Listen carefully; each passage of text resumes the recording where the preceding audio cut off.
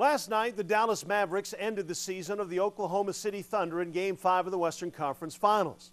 Big news in Big D and OKC, but maybe just a whimper here in the Pacific Northwest. For most of us, when the Sonics packed up and headed south after 41 years, we were done with them.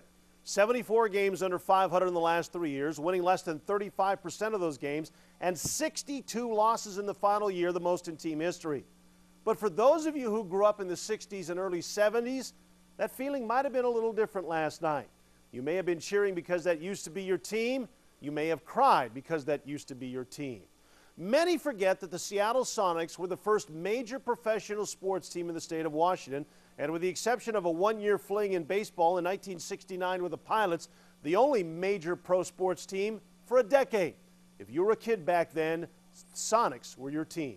Bob Rule and Spencer Haywood, downtown Freddie Brown and Slick Watts, Jack Sikma and Lenny Wilkins. When the Seahawks and the Mariners were still in their toddler years, their big brother was in back-to-back NBA championship series, winning the title in 1979.